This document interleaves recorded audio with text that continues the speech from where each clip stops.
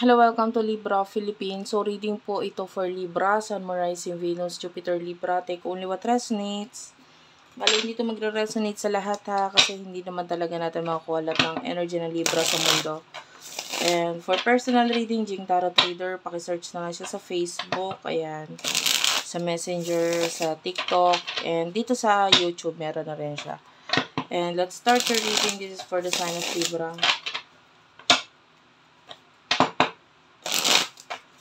Yung ibang details nandiyan na lang sa description box. Paki-check na lang, guys. For Libra, please. Pwede kang makarelate, pwedeng hindi ha. General love reading ito.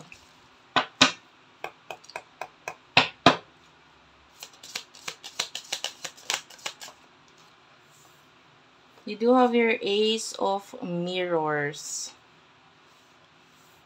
And Ace of Roses. And Ace of Rings. Wow. Tatlong ace yan. And that's an angel number sa'yo. This is angel number 111. Yung ace kasi is number 1, di ba? So,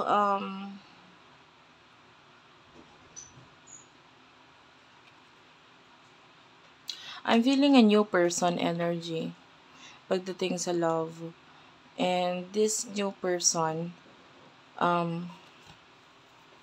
like pwedeng hindi maging open or hindi maging totoo itong person na to sa'yo. We do have here the villain. And, Nine of Rings. Yan, nakakita tayo ng options sa'yo. You do have your influencer. So, I don't know, maybe for some of you, lagi kang nagpo-post sa social media. Kung ikaw yon na pala post ka maybe sa Facebook, sa Reels, TikTok, kumaga almost daily nagpo-post ka. This could be your reading. That's the energy na nakukuha natin. Kahit ito ay may kinalaman sa trabaho, etc. Basta I can see you posting something. And, I'm seeing a new person na paparating ngayon sa buhay mo. Kunin natin yung energy ng person na yun. Nagamit ako ng ibang card, guys. Wait lang. Hinahanap ko yung deck na gagamitin ko.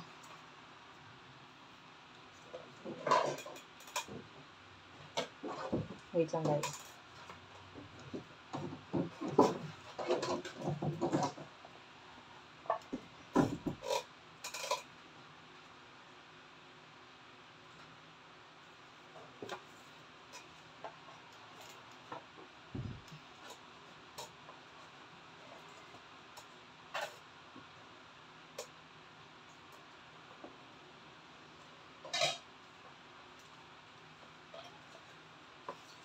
Okay.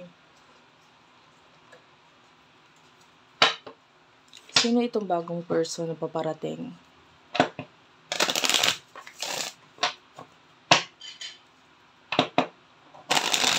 Kay Libra.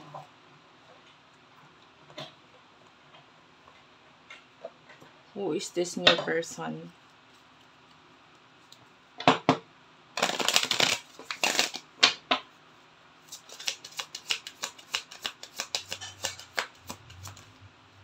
You do have here the privileged lady. Oh, it's I can see a friend.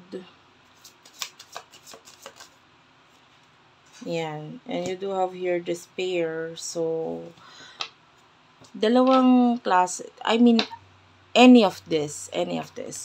Maybe siya yung tao na dadating siya kung kailan kailangan mo financially. And then, this person could be a new person. Ayan. Nakakita tayo ng communication sa inyo. And pwedeng yung communication has something to do with money. Or vice versa. Pwedeng siya yung may kailangan. And then, you are a friend. Or you could be the friend na makakatulong para sa kanya. Hindi man financially, but maybe some sort of advice ang maibibigay mo dito sa taon to. And yun yung magiging dahilan para magkaroon ng communication sa inyong dalawa. And I can see big change dahil dito. Maaaring magkaroon ng malaking pagbabago sa connection ninyo because of itong problema na ito. No? Possible. Tell me about this person's view of you. Ano ang tingin sa'yo nitong taong to? For Libra. Yeah, actually, apat na ace yung nagpakita. This is the last ace, which is the ace of flutes. Ayan. And, apat na ace, that's 11-11. For some of you, this is a twin flame connection. Or this is your twin flame coming in here for you. Lalo na with the 4 of mirrors. Yung 4 of mirrors, yung number 4 dito, it's like 4 ace kasi yung napakita. So, apat na 1. No? And it's like, yeah, reassuring rose. So, this is like a assurance na itong taong ito is may new beginning na sa inyong dalawa. And atong person na ito views you as the 7 of mirrors. Ayan, may angel number na naman tayo, which is the 666. Ayan, 6666. So, it's the number 6. This person, nakikita kanya as the advisor. Yan, someone, sabi ko nga, pwede makakatulong sa kanya, makakapagbigay ng advice sa kanya. This person, nakikita kanya as a person na parang itatama yung mga bagay na mali niya. Or maybe feeling niya you are currently, kung siya to na namomblema, kasi sabi ko pwedeng ikaw, pwedeng siya. Natadating itong taong to na isa sa inyo may problema na hindi okay, especially financially. And kung ikaw ito namomblema, then ang tingin niya sa'yo, siya yung makakapag-advise sa'yo regarding dito sa problema mo. You do have here the 5 of roses. So, I can see competition. And kung may competition or another person na involved dito sa connection ninyo, feeling niya, mali ito. Hindi ito yung tamang relasyon na dapat nasa sayo ngayon. Kung ikaw yung nasa isang relationship.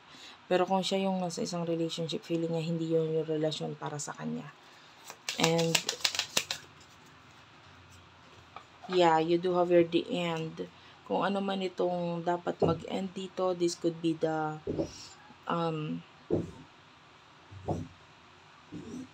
story about dun sa other person na involved dito sa connection ninyo. And you do have here the producer. Yan. Kung makikita mo, di ba, yung producer actually is yung sa isang pelikula, sa isang movie, nagpapakita yung mga producer, mga pangalan ng kasama doon sa pelikula na yon at the end of the story, 'di ba? At the end of the movie. Ganun din sa connection na ito. So, feeling niya kung sino man ito nakakonect mo in the past and yung kung may relationship sa inyo, it feels like tapos na yon. Parang it's my time to shine. Ako naman. Parang ganun. And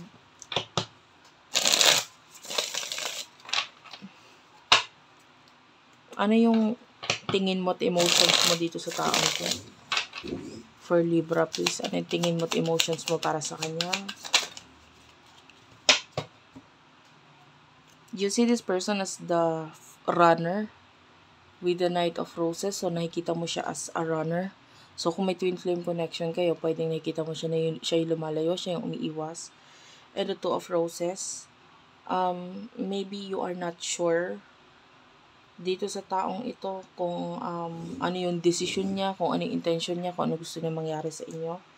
Maybe with the 9 of Mirrors, yeah, you have no clue sa ngayon. And maybe ang emotion mo dito sa person na ito, sa ngayon, medyo pwedeng hindi ka okay or pwedeng nasaktan ka kasi niya before in the past. Yeah, this could be a past person. So, what will happen in the future sa inyong dalawa? What will happen in the future sa inyong dalawa ng person?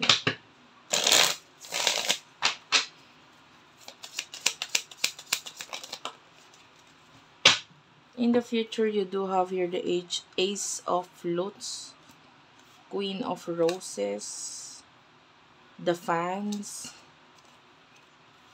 Page of Roses, and the Cliffhanger. So, there's a continuation sa connection ninyong dalawa. This person, you do have here the Host, which is siya yung main person in the near future. Okay, and I feel like there's an exciting event sa inyong dalawa ng person na ito na pwedeng ikagugulat na lahat. Kahit ikaw, magugulat ka na lang sa magiging action nitong person na to. Okay? Kasi, pwedeng hindi mo na kasi hinihintay eh. Okay, maybe in the past, naghintay ka dito sa taong to, pero this time, hindi ka na kasi naghihintay, hindi ka na nag-aabang. So, magugulat ka na lang. Bigla na lang dadating itong person na ito, and,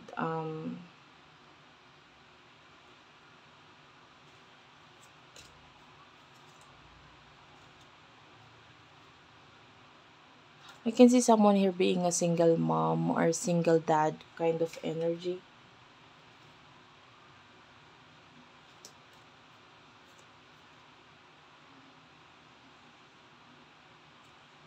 Hindi siya kasi papayag na maging, second place lang sa buhay mo.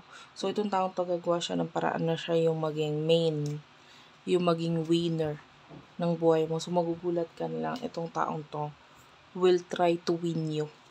Tatry niyang makuha ka or maging sa kanya ka. Okay? And, basta ikaw gugulat mo na lang yung action nitong taong ito. And, ano yung dapat mong gawin? What is the advice for you? Well, ang dapat mong gawin, you do have here the 3 of Rings, 7 of Flutes. Maybe you need to cut off something. Meron kang dapat i-cut off. 10 of Mirrors. Yeah, this is some kind of ending. Kung nasa isang relationship ka pa,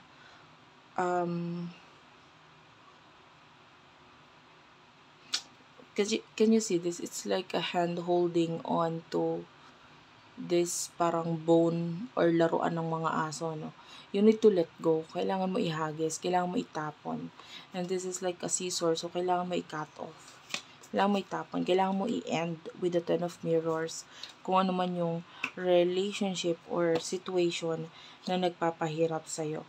Because there's someone coming here for you. Coming in here for you.